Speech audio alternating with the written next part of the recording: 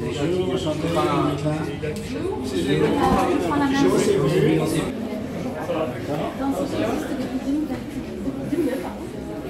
C'est une association qui a 3 champs d'activité, une compagnie pro, pour présenter une partie d'un travail autour des discriminations. Ensuite, il y a une partie sociale et citoyenne. On travaille notamment à la politique de la ville. Et puis il y a une partie centre de danse avec de nombreux adhérents. C'est 3 champs d'activité sur une cinquantaine de salariés et pour une douzaine d'équivalents complets. Ouais. Il y a une structure associative qui porte le bâtiment. Le projet, le bâtiment. Et c'est le bâtiment appartient aujourd'hui à l'association. D'accord. Vous avez des professeurs de nom? Alors, je suis beaucoup moins protocolaire que vous sur l'ordre des invitations, mais le curier. Hein. Nous sommes tous très heureux et flattés de recevoir un ministre dans notre beau centre de danse. Et de quel ministère, me direz-vous? Celui de la culture? Et non. Mais Dansité, par la danse, ne serait-elle pas bien plus engagée dans la lutte contre les discriminations, ainsi que pour l'égalité hommes-femmes? La danse et la culture ne sont-ils pas un moyen très efficace de lutte contre ces inégalités-là? Je pense qu'ici, dans cette salle, danseurs ou non, ces combats-là résonnent tous dans nos cœurs. Les hommes naissent et demeurent libres et égaux en droit. 1789, article 1er de la Déclaration des droits de l'homme et du citoyen. C'est le fondement de notre Constitution et de notre nation. Nous sommes en 2023 et un ministère pour l'égalité hommes-femmes et contre la discrimination existe toujours. Je dis toujours car cela sous-tend que les problèmes sont malheureusement loin d'être réglés.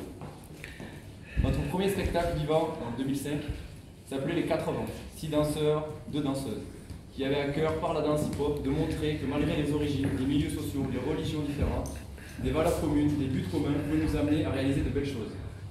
Alors peut-être pas ce spectacle-là, finalement ça ne suffit pas. Il faut quand même aussi du talent.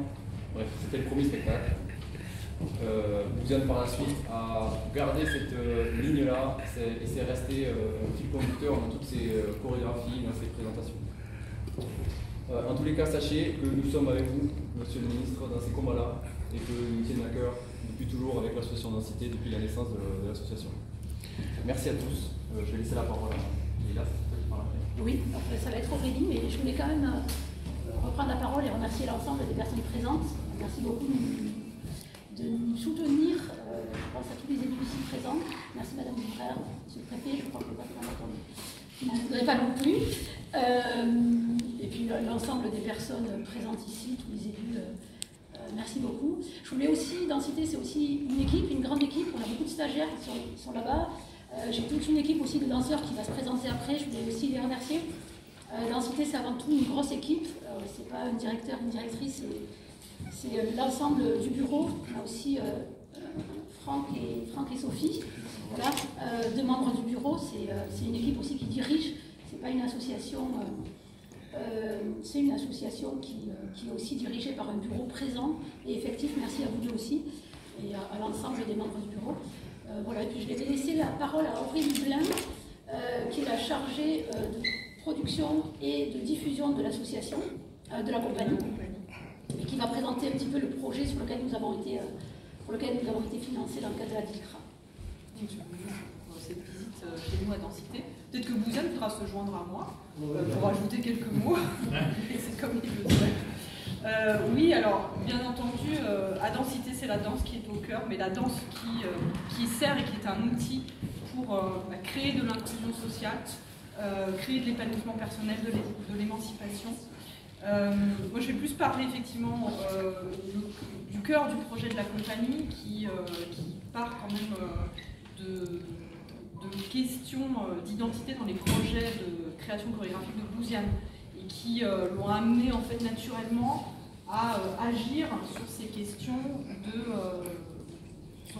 liées aux discriminations. Donc ça fait, ce sont des sujets et des thématiques qui sont abordées depuis la création de la compagnie, depuis 2015. Je pense notamment à son solo réversible, voilà, qui a fait couler beaucoup d'encre. Et depuis, il y a des dispositifs qui ont découlé de ces spectacles.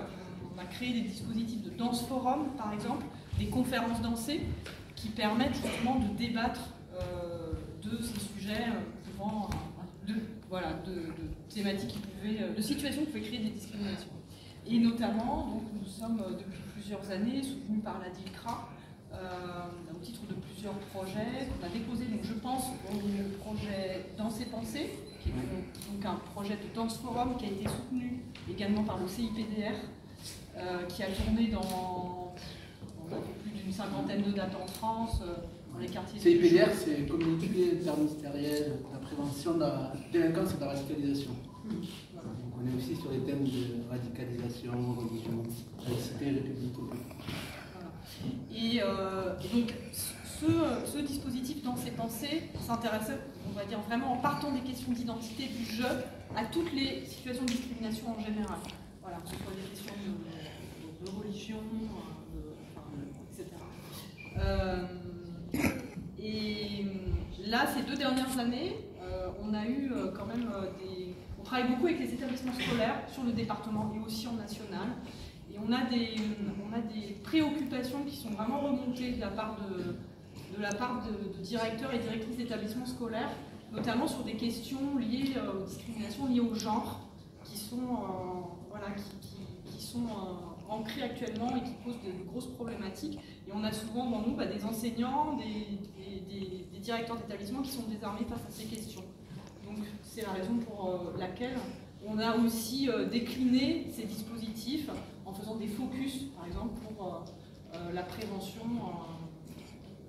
de tout ce qui est discrimination liée aux communautés LGBT. Voilà. Donc, et c'est d'ailleurs une thématique qu'on retrouve dans ton prochain spectacle. La récréation. Voilà. Ben, moi, je ne vais pas trop parler parce que je vais danser après. Donc forcément, je vais vous montrer un extrait de ce que je fais, ce que j'ai fait pendant les 50 dates dans les quartiers un peu partout en France. Mais voilà, après, peut-être Leïla. Beaucoup de choses. Alors, je dois réexcuser Madame la Ministre qui a dû repartir sur Paris pour plus de l'actualité internationale.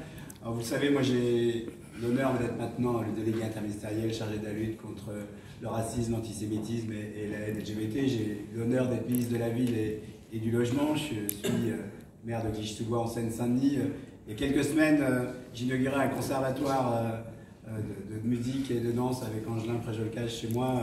Donc les questions de la danse nous touchent particulièrement.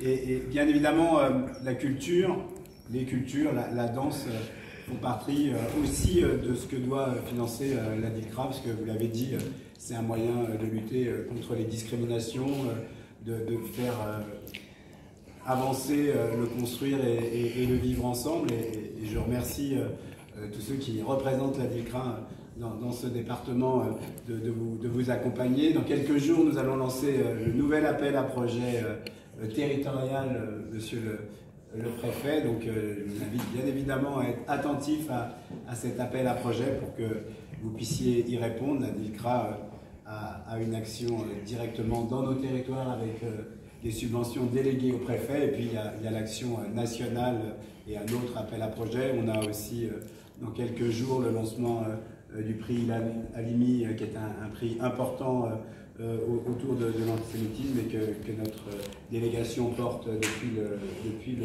le début. Donc voilà, je voulais vraiment vous remercier de votre accueil, vous dire que les différents outils de financement qui existent, vous avez parlé du CIPDR, la politique de la ville, je ne doute pas que la NCT regarde aussi ce que vous faites, et puis le petit maire de Clichy-sous-Bois regardera aussi ce que vous faites avec beaucoup d'intérêt, parce que j'ai entendu que vous vous déplaciez partout sur le territoire national. On a plusieurs fois accueilli une compagnie de danse pour l'hommage du 17 octobre. Vous devez connaître la compagnie qui a créé un événement autour de ce moment dramatique, mais je regarderai avec attention ce que vous faites et pour avoir le plaisir de vous accueillir un peu plus au nord, en Seine-Saint-Denis.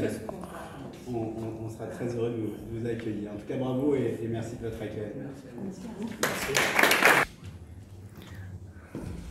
Bon, moi, les petites voleurs, c'est des papettes. Hein.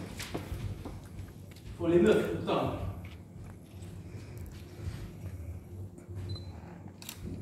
Comment ces policiers là, ils font les malins?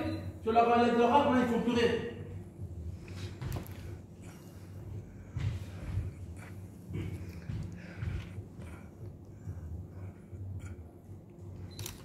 Cette femme-là, elle a le pouvoir, ça ne rien faire.